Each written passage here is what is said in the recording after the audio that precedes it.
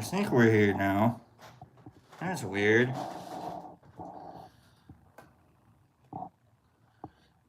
I think we're here.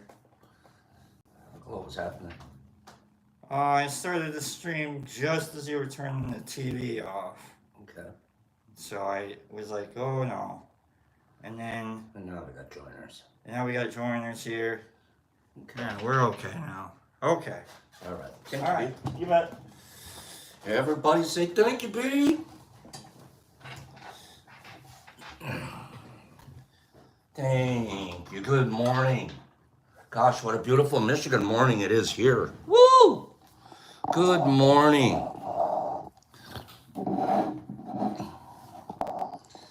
We're going to have some tea with Pops today. Let's see. Hold everything. Let's get this music rolling.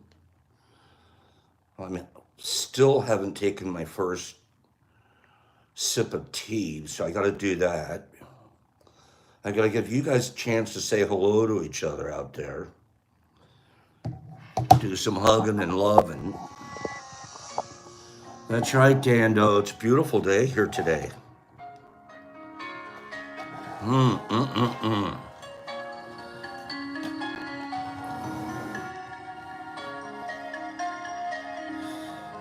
I feel that way too. Who just said that? Pacers. Yeah. Hey, Pace. Is your team doing good or wait a minute? 2-0? 2-0? What? Pacers look pretty good. It's funny now that I watch or see or hear about the Pacers, I think of our friend Pacers here. There you go, Mr. Marmars. I agree with that sentiment. Is that Brian C. that I see? I think I see Brian C. And Laura D. Good morning. Good morning. What? No, it's true, Pace. It's weird. It's like, my friend. That's my friend's team. Good morning. Is that Brandon that I see? And Clean Grow. Good morning, Cleanie. How's your grow going, Clean? Do you have a grow going right now? Do you have a batch that you're perambulating? Good morning. Carnivorous, thank you for that shipping donation. Of course you didn't need to do that. Marmars just harvested. How'd it come out, Marmars? Oh, you got yourself a batch getting up and going, Cleanie? Marmars, how did yours turn out? RX is going fishing. Tag a fish for us, RX. Good morning. Cleanie has lots of cute babies. And then he has a cute wife and a cute daughter, too. I know that.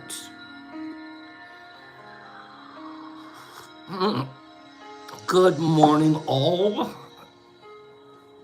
Yesterday, that's Peculiar, who's a friend of ours. That's not his name here.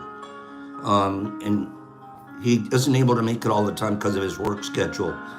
But I stole this. No, it's true, Niffy. I stole this from his post yesterday. So if you see it and you're here today, go ahead and tell us that it's your post. But in the meantime, give me 5 people. Thank you, Marmars. But not, okay. Hey, give me 5 people that want to see what I stole yesterday. I snapped a screenshot. It's not really stealing. It's not a technical steal. We're allowed to snap screenshots and share. I think that's okay. Wait for this one, it's really neat. Look at that one. Magic is. They're missing one at the very bottom. I'll read that one to you. Reappropriation, Herbie. It's a borrow. There you go. Magic is talking to your plants and explaining to them why they've been repotted. That's adorable. Magic is wearing your favorite shirt for good luck. I wear Laker jerseys all the time. Magic is saying thank you to old items before discarding them. So the minute I read that one, I was like, I've never done that before in my life, and I'm gonna do it. I'm discarding stuff here as I shed and move. I need to be more grateful to my old items. I like that one a lot, saying thank you to old items. Magic is a deep breath and a murmured assurance of I can do this before a big day. Oh yeah, that's definitely magical. Magic is keeping a candle lit on your desk because you find it relaxing. I like that one too, but the candle has to be a scented candle. Please give me a scented candle. Magic is throwing open your windows and playing some comforting music. You could even keep your windows closed if you want to, and it would still be magical. Right, Neff? Magic is the little things too. Magic is the first sign of pins or any kind of rhizomorph, Herbie. I like it. Magic is Petri plates. You know one they're missing here at the bottom? You know which one they're missing? Oh, nerdy, you're killing me with that idea. Great idea. Earthy smelling. Magic is tea with pops. Oh, I like that one too, Adam. Magic is an awesome card game. What else is magic, you guys? Magic is sprouts. Magic is a perfect streak plate. Do you mean steak? I actually made steak yesterday. Sous vide filet mignon. Sous vide filet mignon, cooked perfectly, and then just had to sear both sides with a roast potato. Oh, streak. Okay, streak on the plate. I got you now, Herbs. Okay. Magic is the morning sunshine. I like that one. Magic is getting 10 flushes. No, that is impossible. I don't know. That would be quite nice. Magic is watching the 4 seasons change. You have to sit around for a whole year watching. What else is magic? Give me a couple more magicals. Give me. Magic is supplemental supplements. Right? Magic is supplemental supplements. Magic is being alive today. That's a good one. Carnivorous. That would be magic for most women. Okay, I agree. Magic is making tinctures. Nippy, I agree. It's saying good morning to everybody. Having people to say good morning to is very magical. You know what's really neat is you guys are all thinking about magic right now. You're all thinking about magic right now.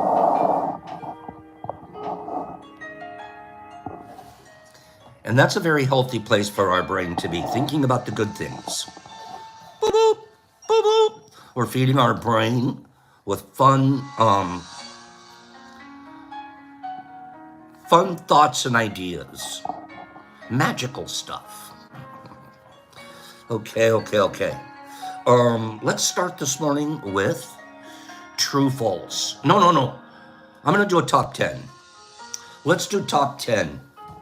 Okay, for those of you that haven't played top 10 before, here's what we're going to do. I'm going to read to you. Well, no, you're going to tell me I'm going to read something, And I'm going to get from you a top 10, okay? The first, oh, I better get a piece of paper. Oh, no, I can do it right here. Okay. The first 3 people to answer correctly,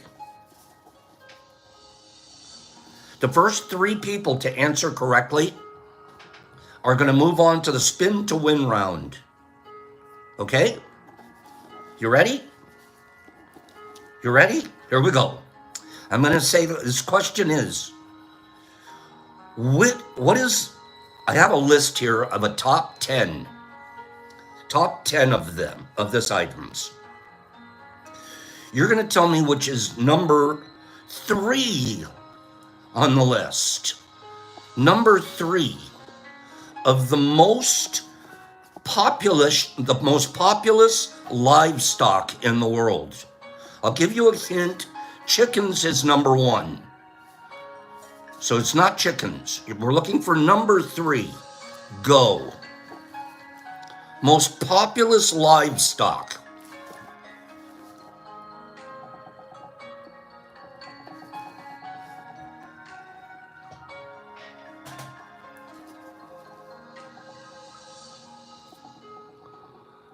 Okay, I have the top 3 that showed up first 3 on my screen. Remember lags. I'm going to tell you the whole top 10, and I already have the top 3 people, and I'll reveal who they are. Number 10 on the list, donkeys. Number 9, horses. Number 8, buffalo. Number 7, turkey. Number 6, goats. Number 5, ducks. Number 4, pigs. I'm skipping number 3 for a moment. Number 2, a lot of you are saying cows, cattle, number 2. And chickens, number 1. The third on the list was sheep. Sheep. And we had 3 sheepies. My first 3 sheepies were Classic Blaster. Classic Blaster, you're going to be number 1. Classic. Numero 1. Chemical Odyssey. Chemical Odyssey. Number 2. Chemical Odyssey. And number 3 was Billy D. Bill D, number 3. Okay? So here we go. Number 1, Classic Blaster. Classic. We're going to be sending you a pack of supplemental supplements. Beautiful little albino golden teachers. Okay? So if you can send me your address, congratulations to Classic. Good morning, Paige. Classic, congratulations. Who wants to do that again? Do you guys, oh, Joe D's, I got your message right before the show. Thank you. Very kind message, and I understand how you're being sensitive. I appreciate it. You don't have to be. You're a good guy. Thank you, though. It was very, very nice. Classic, you could finally get it because it wasn't numbers. You're silly. Should we do that again?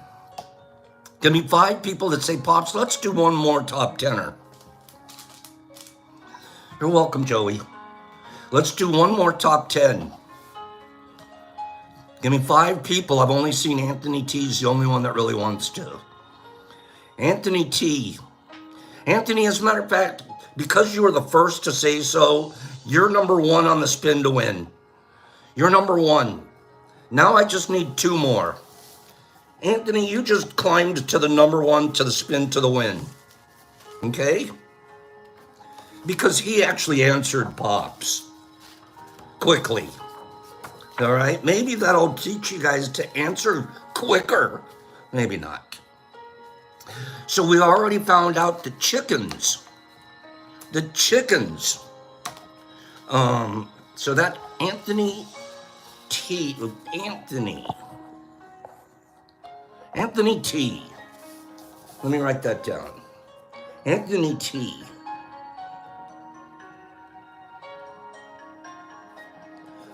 Okay, so we talked about chickens being number one.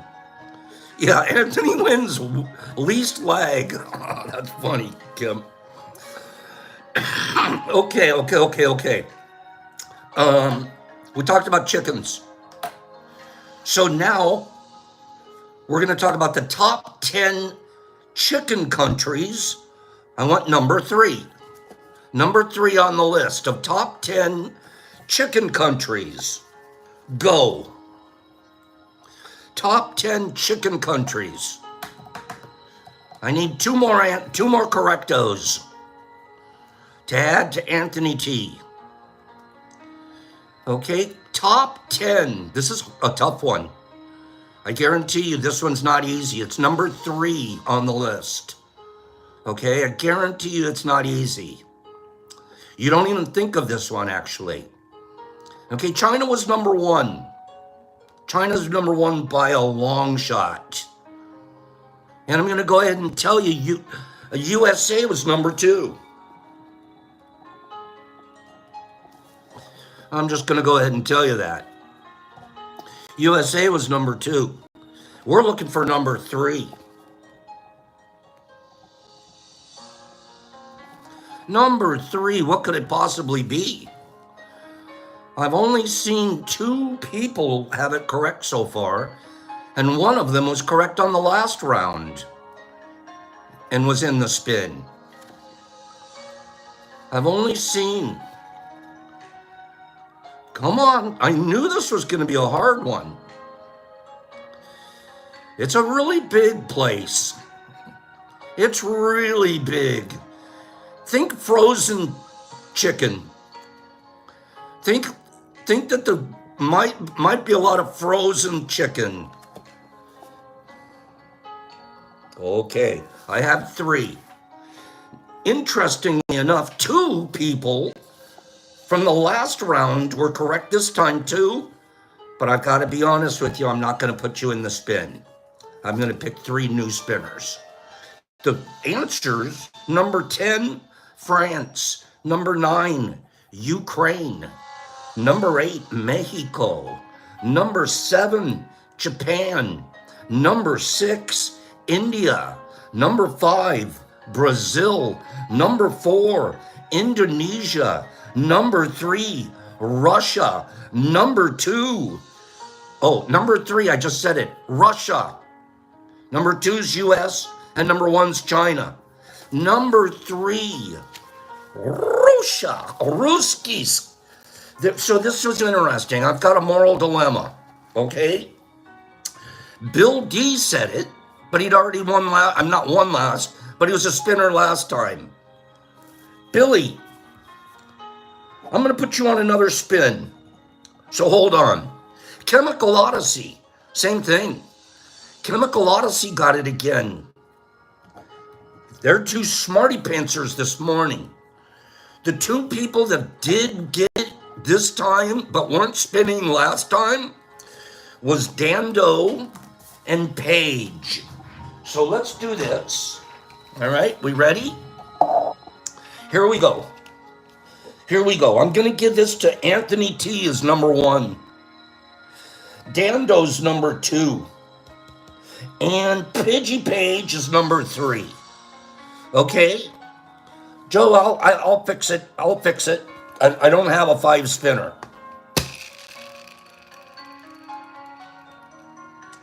That's a number 1. That's an Anthony T. That's Anthony T. Anthony T. Okay. So Anthony T, I need you to send me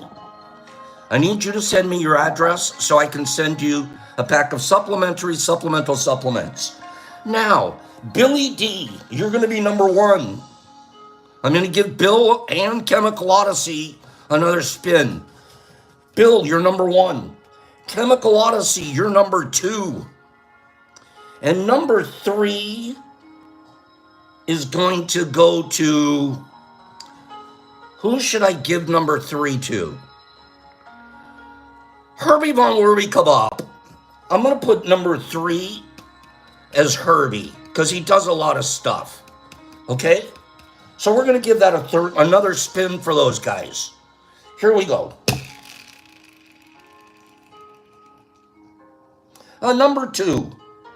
Number 2. Who did that turn out? That's Chemical Odyssey. That's Chemical Odyssey. Okay? So Chemical Odyssey, I need your address sent to, this is all one word, lowercase, the Detroit Mush Lab at gmail.com. So I need those. We just did 3 giveaways right there. That's going to be a lot of fun. I'll get those addresses from you guys, and I will send that stuff out. Hip, slick, and quick. Okay? Okay, that sounds good, Chemical. Alrighty then. Let us. I just want to do a couple of randos, and then we're gonna That's right. Trent is reminding us there's 61 people here, but only 39. Pops, Anthony T, I can. Yes. Herbie Von Werby Broken Furby Kebab. Will you please send me your address? Anthony T has just given his package to you. And I think we all know why. Number 1, he's generous. And number 2, it's because you do a lot for us here. And we recognize that. Thank you, Herbie. And thank you, Anthony, for your kindness. I'll be happy to send that. Okay? Herbie Von Werby Broken Furby Kebab. Okay? So off it'll go to Herbs. As a matter of fact, I'm sitting here ready to read a rando about the post service. Oh, by the way, Melody Dawn, real quick. I didn't read an email from you, doll, until early this morning. I didn't really reply, obviously. You're really going through it out there with your mom, and she's in my mind and in my positive energy. So hang in there, girl, and trust me, I understand what it's like to be working with and taking care of a mom in there as they continue their journey in whatever direction it ends up being. Yeah, Mother Wolf is, I'm not gonna tell you all the personal stuff, but she's going through it, and it connects, it resonates with me. For my mom's last 8 years, 3 different times, she was, on ventilators and everything. She wasn't even supposed to come home. She came home 3 different times. And then everybody thought she was doing great. And one night she says goodnight to me. It's her cutest little smile. And I found her in the morning. The United States Postal Service handles how much of the world's mail volume? 47%. And we're worried about, well, my package is a day late.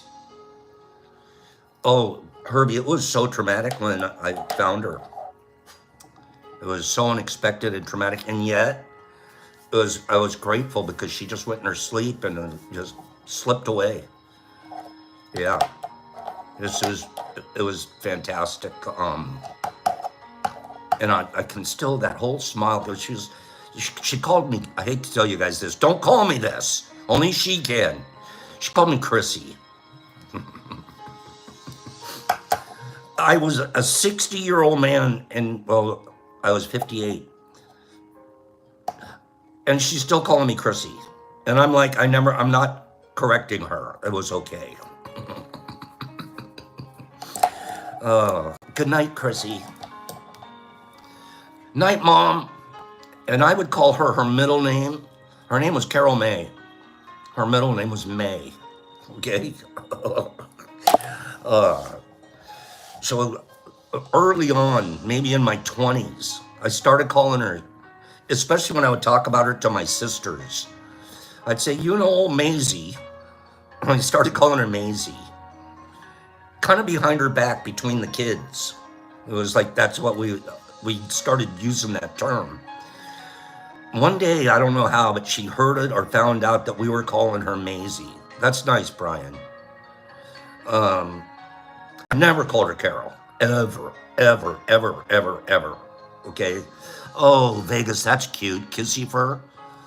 Oh, that's cute. My mom, and let me finish that one thought. And then I'll tell you another. One day she hears us calling her Maisie. Somehow. She's like, I love that. For the rest of our lives, when a term of endearment, it was either mom or we never said mother. She called her mom mother, my grandmother. It was always mother. I was like, that's too formal. We were either mom or Maisie. Danny Fanny, I get it. So my name was Christopher as well, right? My mom, she decided, like it was somewhere in 5th or 6th grade, I'm gonna give you a nickname. And it was Christopher. She would call me Duffer. Next thing you know, I'm Duffy. For about 4 years. Oh, Duffy. Yeah, my mom liked that one. Oh, it's fun to think about our moms. Okay. What'd you call your mom? What do you call your mom? What do you call your mom? Don't call her Kissy Fur, okay?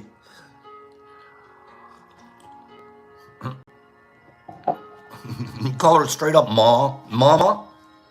Do you really say mama? Straight up ma, right?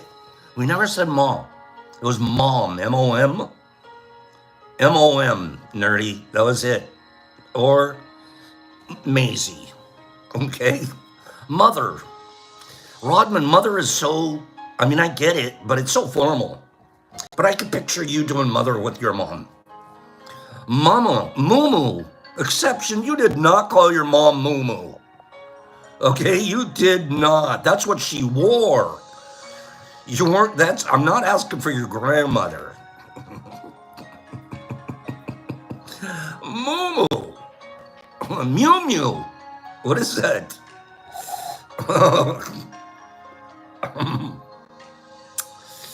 That's how I spelled it. Mama. Mama. Okay. That's where that works. Mama. Mama. That sounds, Mama. If Sue had said mother, she would have gotten a whack. True. Mom, calm down. It's just another name to call you. Momo, Mama, Mama, Momo, Mum, Mom, and or pick their middle name. Pick their middle name, okay, and doll it up. Just like Jennifer. Jennifer's got the cutest name here, Niffer. Now, how isn't that the greatest? She calls you mom or mama. Yeah, she's gonna stop doing mama when she's like in 6th grade. Okay? She's going straight to mom. I can tell you right now. We call her Niffer. Niffer mom. Good morning, Streety. I remember that, Niffy. The minute you told me that, I was like, oh, that's such a cute name. Okay. Melody Dawn, I'm trying to make you feel better thinking about your mom with us all. In Boston, in 2012, do cats always land on their feet? If they fall from a height, do they always land on their feet? Pretty much, huh? Most often. I know that they don't, but they do a lot. Pretty much. I mean, Kim would know because she has them going on all the time.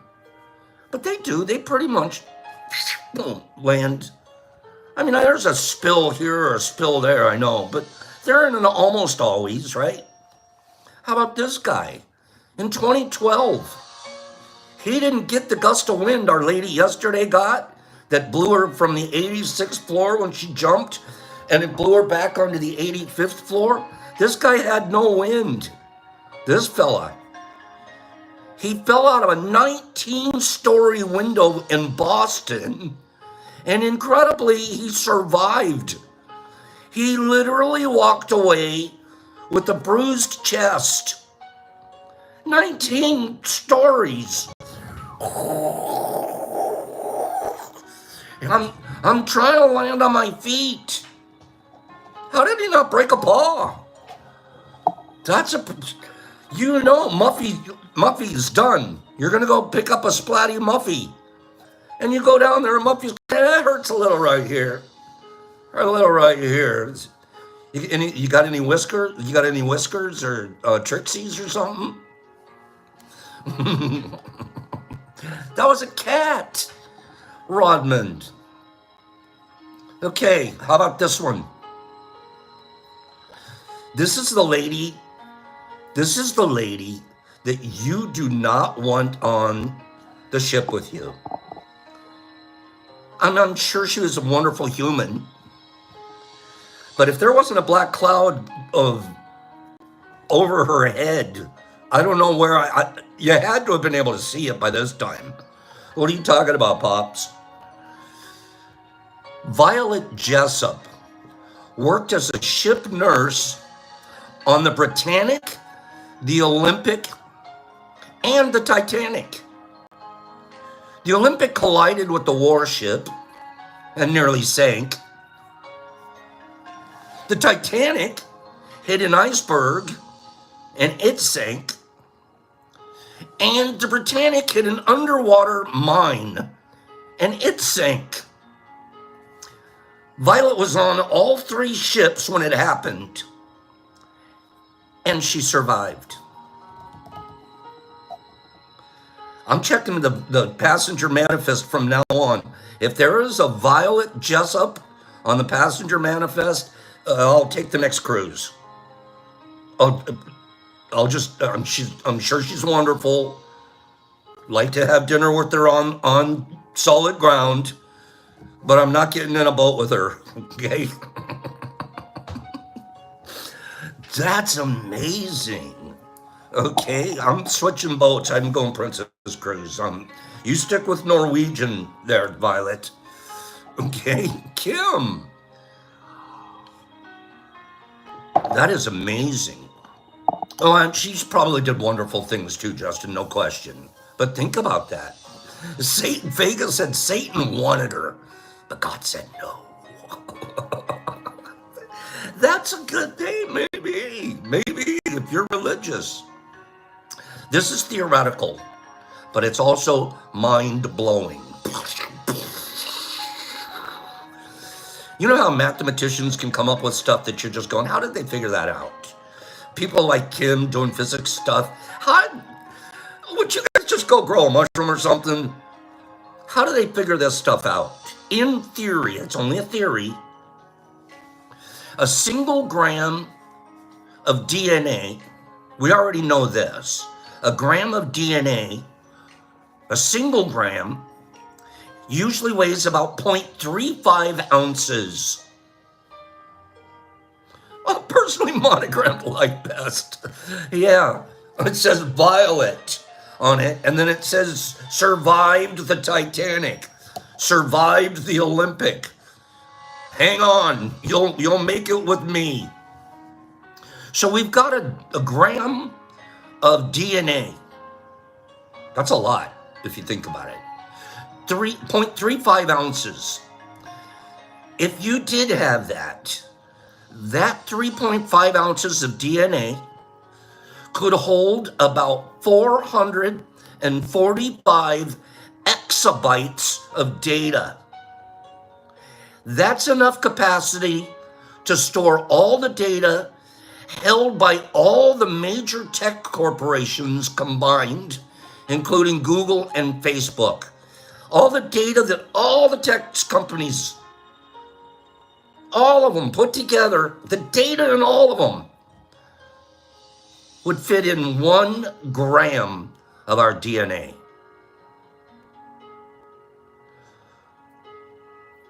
Whoa. No, not 3.5, 0.35, Brian. 0.35.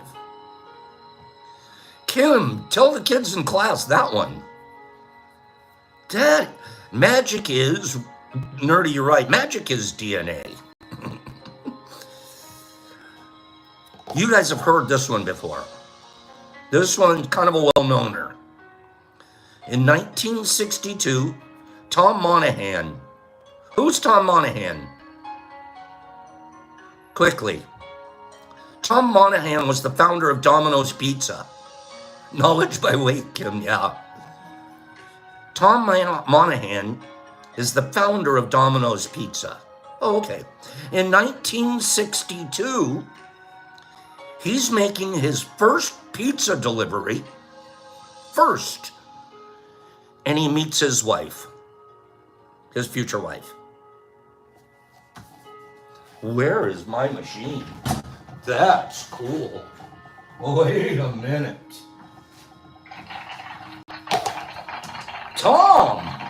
Tom's flirting at the door.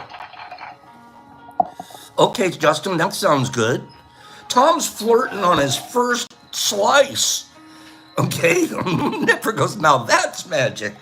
Tom was slicing it up with old... Tom, you're just supposed to get a tip and leave. Oh, just the tip? Oh gosh, stop it, Pops. Okay.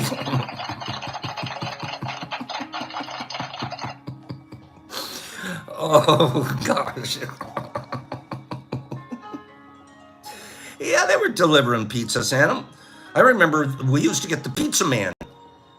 Okay, the old pizza man.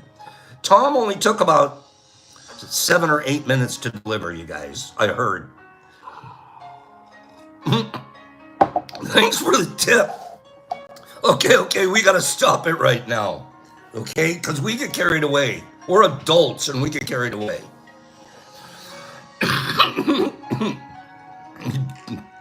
Oh, I love my friends. You guys are great.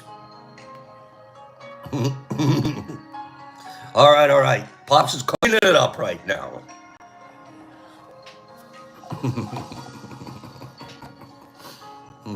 Wait. Here it is. This is a lengthy article. We're going to read it in 2 stages. Okay? We're going to read this in 2 stages. You guys have heard of Aldous Huxley, have you not? He was one of the New Age gurus in the 50s and 60s, alongside with people like Timothy Leary and Ken Kesey and those guys, right? And then he wrote some really neat stuff. Well, he was experimenting with LSD back in the 50s, okay? It cracks me up. I'm just going to tell you, it cracks me up when I see these pictures of the guys. And it's like nothing like you would expect an LSD guy to look like, okay? The Brave New World, yeah. This is Aldous Huxley's family. This is him with his family, okay?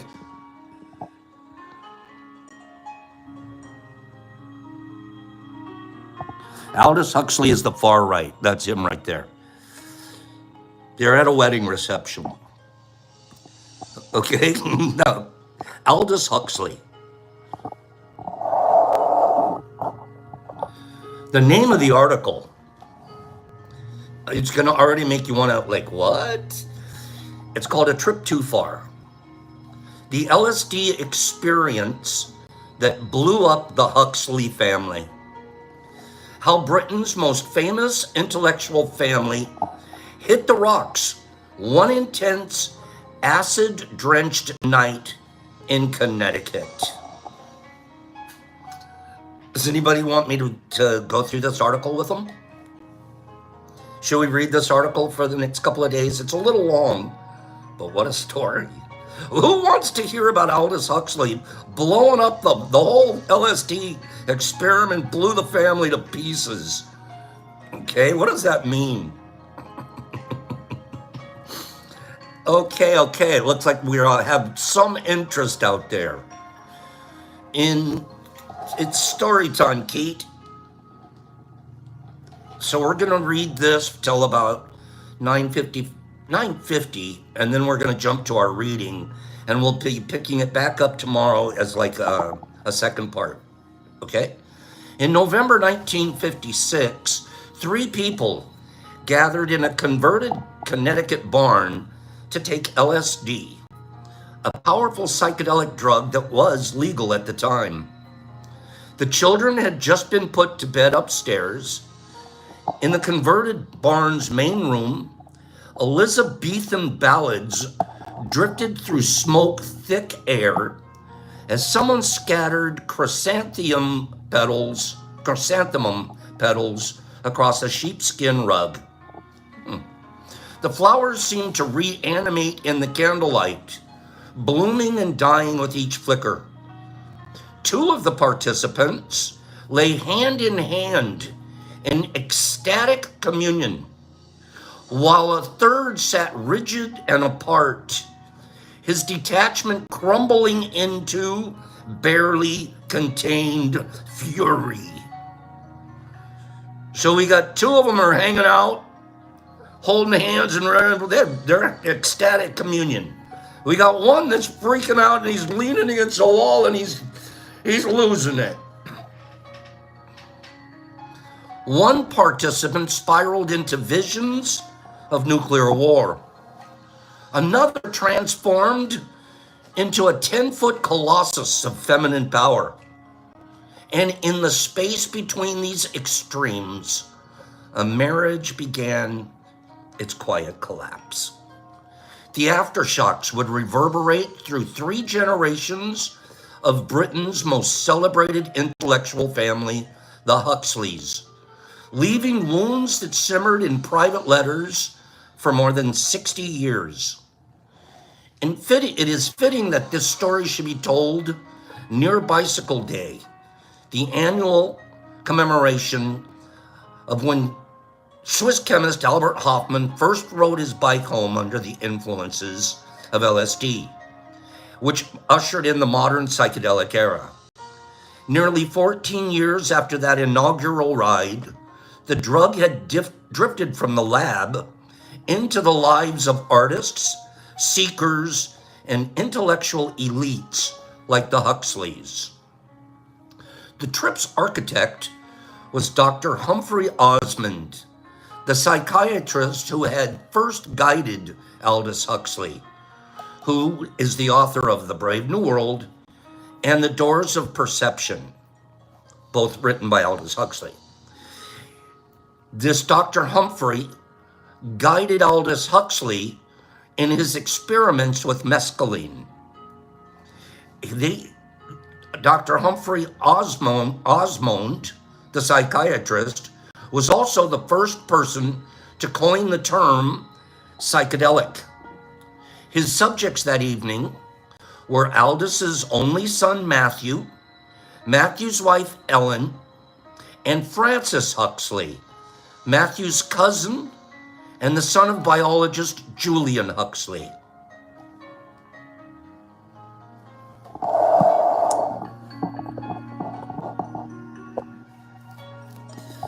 This is Matthew, Aldous, and so the 3 people are going to be Matthew and his wife and Matthew's cousin. Okay. The seeds of the LSD trip were planted a year earlier in the summer of 1955. Aldous Huxley, recently widowed and struggling with his grief, came to stay with Matthew and his wife, Ellen. During those long Connecticut evenings, as Ellen read to him, because his eyesight was failing, and fashioned him new clothes from old trousers, Aldous began sharing intimate confessions about his psychedelic experiences. The drug, he told her, had finally broken through his English reserve. It was the first time I could really cry. LSD hits you where you are most blocked, he explained, as he cited in David Dunaway's unpublished interview with Ellen Huxley. Ellen was already straining against the constraints of domestic life.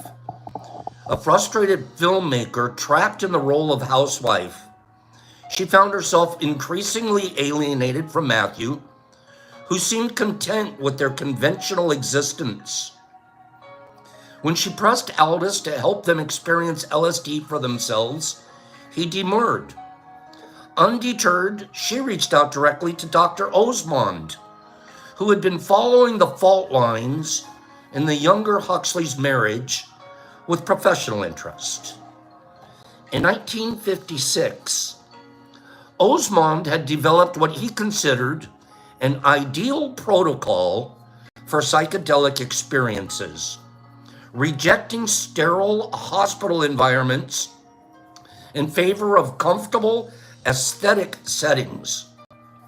The converted barn, with its rustic beams and carefully curated music collection, seemed perfect. More intriguing was the group's dynamic. Matthew, the dutiful son carrying the weight of the Huxley legacy.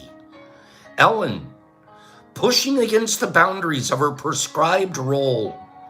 And Francis, the cuz, fresh from publishing his anthropological study of indigenous Amazonian tribes. This embodied everything Matthew was not: rootless, adventurous, and unconstrained by convention. So his cousin is hanging out in the Amazon and comes home and publishes an anthropological paper about the tribes. You got to be kind of a stud anybody's got to be a stud to hang around in the Amazon. Here we go. The evening began at 7:15 p.m. It was the eve of 1956, and the presidential election fought between Dwight Eisenhower and Adlai Stevenson. The Huxley troupe took their careful doses of Sandoz LSD in liquid form. Francis would later produce 14 pages of meticulous notes. Francis felt it first. Something begins to change, take charge of me. An intelligent automatism. His body dissolved into the surroundings, swimming rather than walking through space. Someone had the unsettling idea to play a recording of Aldous' recording from his novel, Time Must Have a Stop, which is a passage. He was reading a passage about a character's journey through the afterlife. Though he was 3,000 miles away in California, Aldous' distinct voice filled the room. His Baroque prose about a vast, ubiquitous web of benottedness and diversity, sending Francis into fits of uncontrollable laughter. Aldous isn't anywhere near. He's in California, 3,000 miles away, but somebody gets the idea we're going to play a recording of Aldous reading a passage from his book. Okay, so all of a sudden Aldous' voice is coming over the box. Then came the moment that would alter everything. Okay, so we're going to leave it there. We'll pick this up tomorrow. There's some more to the story. But we have 3 people in a barn in Connecticut in 1956. They have some dynamic family issues, the husband and wife, and they got adventuring cousins coming along, and they're going to have their first LSD trip. And we'll see what happens. Okay? Part 2. And give me 5 people that understand that Pops loves to do cliffhangers. Just love it. It's a trip hanger. There you go, Michael. It's not a cliffhanger, it's a trip hanger. The barn sounds pretty cool. I wonder if that barn is still there. You notice, Snippy? Excuse me. I really do. It's a good story, okay? It's a really good story. And if you want to cheat and read ahead, you can. It's in the Tricycle Day newsletter from Wednesday, okay? So if you want to cheat, you can cheat. Or you can just wait for Paparoo to read it to you, okay? Good morning, everybody. Good morning. I just turned on IG, so they'll get the reading part of what we do here. Okay? That's a good one, Sanum. That would be a neat thing to have, was the old Albert Hoffman's tandem bicycle. That would be cool, right? Thank you, Doc. So do you. All right. Yesterday we were talking about sympathy, and we were talking about pity and empathy. And we didn't really care for pity because it's a separator. It actually separates us instead of doing what we're really looking to do. Oh boy, where's our music?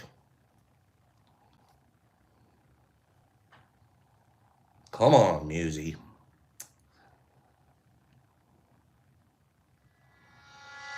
Okay.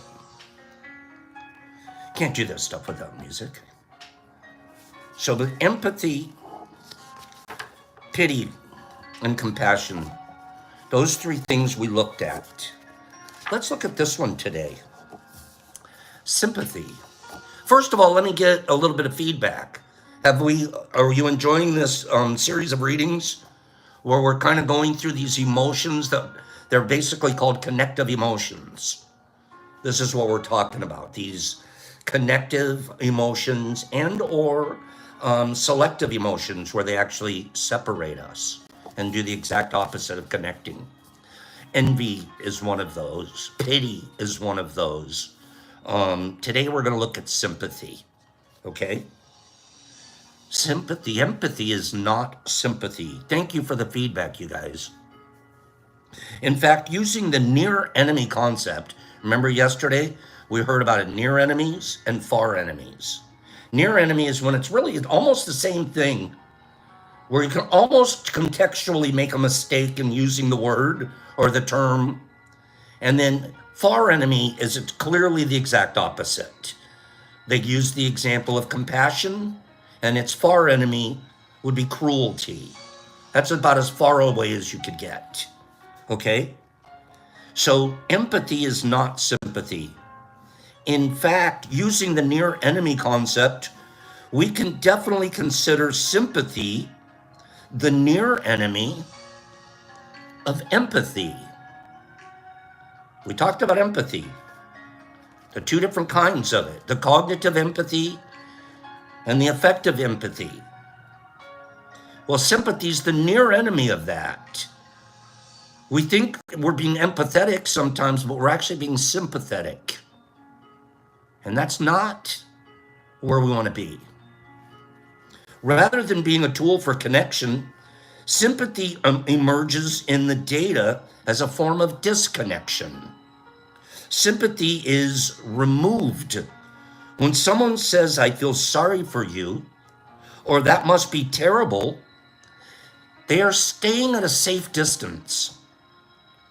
Rather than conveying the powerful, me too, that's included in empathy, it communicates, not me, and then it adds, but I do feel sorry for you. Sympathy can actually be a trigger for shame.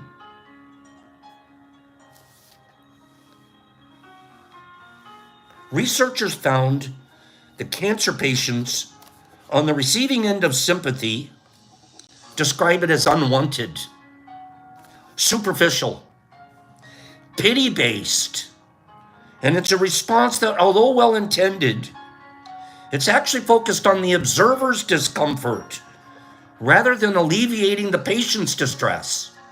Oh, that's so true. You're going to say, I feel sorry for him. You still feel it. Oh, man, at least I'm feeling it.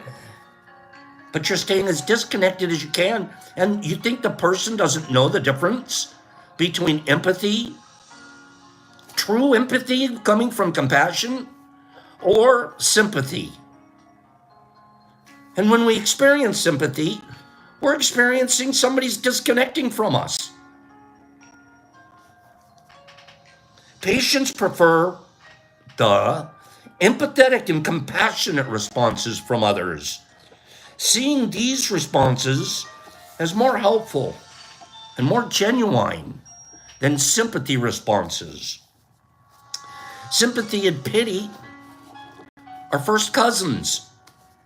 They're the emotions of, we feel bad for you, from way over here where the kind of misery you're experiencing doesn't happen. Lulu Wang, the writer and director of one of my favorite films, The Farewell, tweeted, "Let's be clear. Empathy and pity are not the same thing. When non-POC, non-females tell our stories, they think they're creating empathy, but they unconsciously are channeling pity, which can often look like empathy, but it's not. The difference is the hierarchy. The difference is sympathy puts you above someone else, looking down at them as you feel sorry for them from a distance. This is one reason we need to dispel that myth about walking in other person's shoes. Rather than walking in other person's shoes,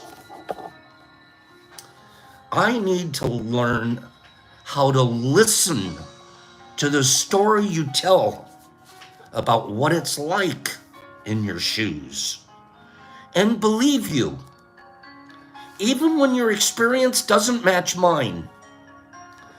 The minute I try to put myself in your place, rather than try to understand the situation from your perspective, our empathetic connection unravels. Either I get sucked into the vortex of my own emotional difficulties, or because of my experience not matching yours, I'll doubt what you're telling me. We see the sympathetic miss all the time when we share our experience with people whose identities afford them more physical, social, and emotional safety.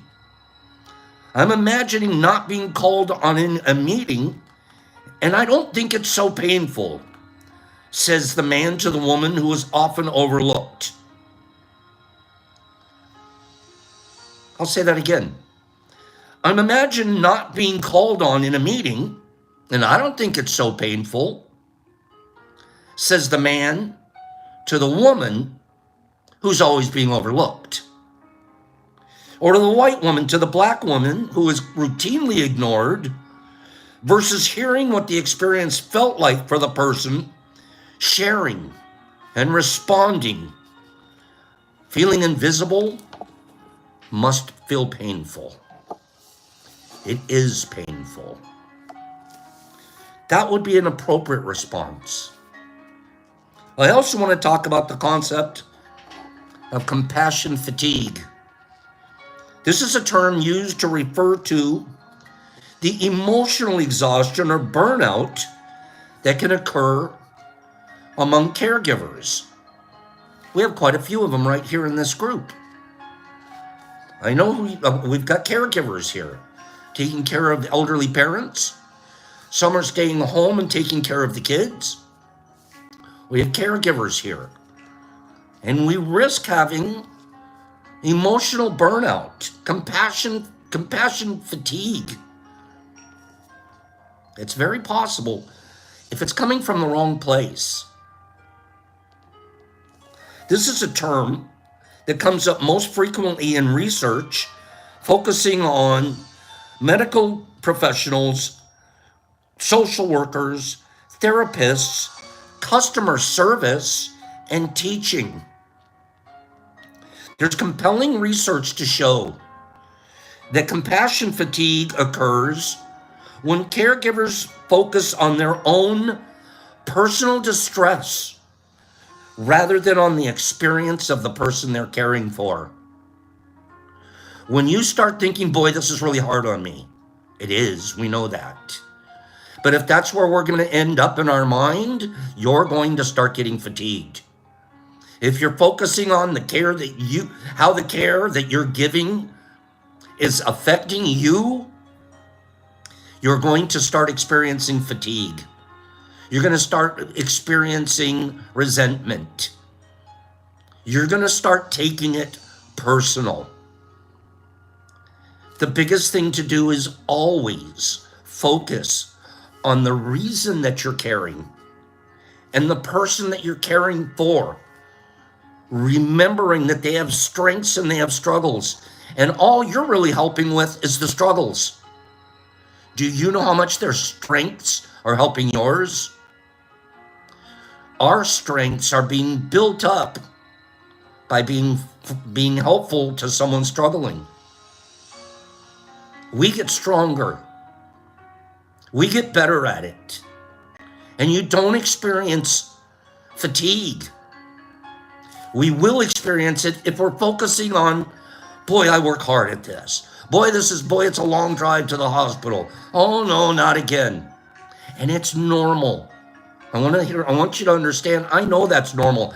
I did an 8-year stint of this. I'm at about my 5th year stint of I refuse to experience compassion fatigue for the people I help here and elsewhere through our shroomage.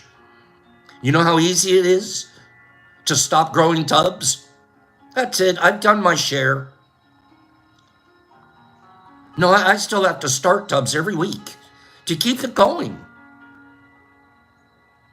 And if I experienced compassion fatigue, I wouldn't do that. I'd be over it. Like, not this month. I'm going to spend this month fishing. But I don't think about it. I'm not trying to be saint guy. I'm not. I'm explaining that I'm doing it and I'm not focusing on the me part of it. If I was focused on when I first started growing shrooms, I was focusing on the me part of it. How much am I going to get out of this tub? How much is it going to weigh? What's the volume going to be? And now I don't. I don't look at it that way. I haven't for years now. Now I look at it as, how much am I going to have that I can help with? What's it going to take to break even so I can keep doing this? And there's no fatigue in that. It has made me think about it. When I'm reading compassion fatigue, that's what happens with growers. We start out with these great intentions, but we fade. And we don't show up every day. Because I can guarantee you, if you dig down deep enough, we're going to find out that we were doing it and our ego was being rewarded. We were thinking about our part.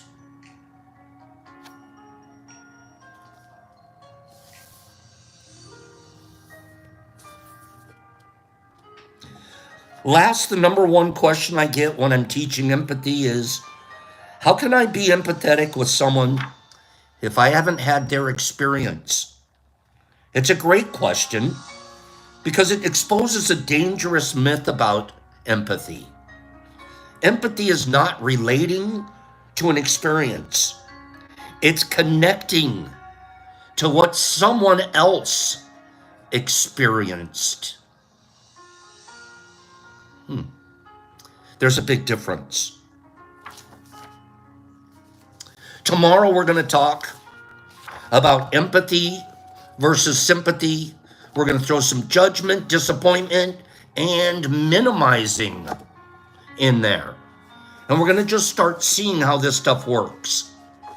All together, we've got compassion. We have empathy, which is our biggest tool, our greatest tool in our toolbox for compassion. But then we have sympathy, and we have pity, and we have envy. Those are all both near enemies and far enemies of these emotions that we have that'll allow us to connect. Those are the ones that are going to keep us disconnected and usually in a declining place of mental health. It would be normal. So tomorrow, as we continue along on this study, the biggest thing that we want to remember is that we have a faucet inside of us. It's something that we have the control over, the actual valve. Boop, turning it on, turning it off. And how good does it feel when your faucet's on and you're pouring out? There isn't a faucet pouring out that's thinking about, what am I going to get back? It's just pumping water, baby. It's just giving the goodness and the kindness that's in that tender part of your soul. And as long as you're flowing out and you have the right idea and you're involving compassion and empathy, you're going to continue to grow that tender spot. The very few things fight back up and get back into the faucet flow. I can't think of anything in nature that does that. Salmon do it, but that's a different metaphor. So let's go have a good day today. I'll talk to you guys tomorrow. Tomorrow we'll pick up the rest of that, half of the other story of Aldous Huxley and what's going on in the barn over there in Connecticut in 1956. And I just hope you guys have as great a day today as you could possibly have. Doing 4 things. Be impeccable. So much power. White magic power. Power. I don't want to call it white magic. Positive magic. Power. Use it powerfully for the good. We have so much power. Be impeccable. Don't take things personal. Don't have expectations. When you're flowing out, the faucet doesn't expect to get anything back. It just doesn't. That's not how faucets work. And fourthly, be the best faucet you can. Go have a good day.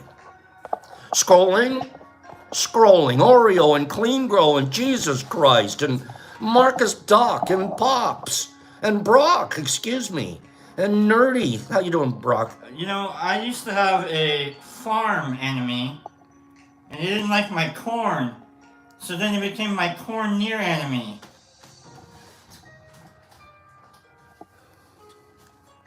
Farm enemy, corn ear. I think he's been practicing that one. Thank you, Brock. 4-Leaf and John Zook and Mike Buddy Ball and P90X, Nippy and Brian C and Cappy. I haven't seen Cappy in a minute. Derek Anderson's loving some lobsters. Nippy and Joe D's and Anthony Thornton, Anthony the Big Man. Classic, thank you. And P90X and Nippy and Brian C and Mike Buddy Ball. Laura, have a divine day. John Zook, you too. Anthony T, Sanum, Michael Shanti Patterson, Mr. Phillips, Justin LaFlower. It wasn't that funny. Clean Grove, Fred Inkle, Mike Butterball, Rodmond, Mr. Phillips. It was beyond corny. Sanum and Herbie Mulwerby, Broken Furby Kebab, Derek Anderson, Too Much Corn, Carney and Ishmael, Barraza Villegas, Pops, Peace, Love, open faucet, flow, go. Have a good day.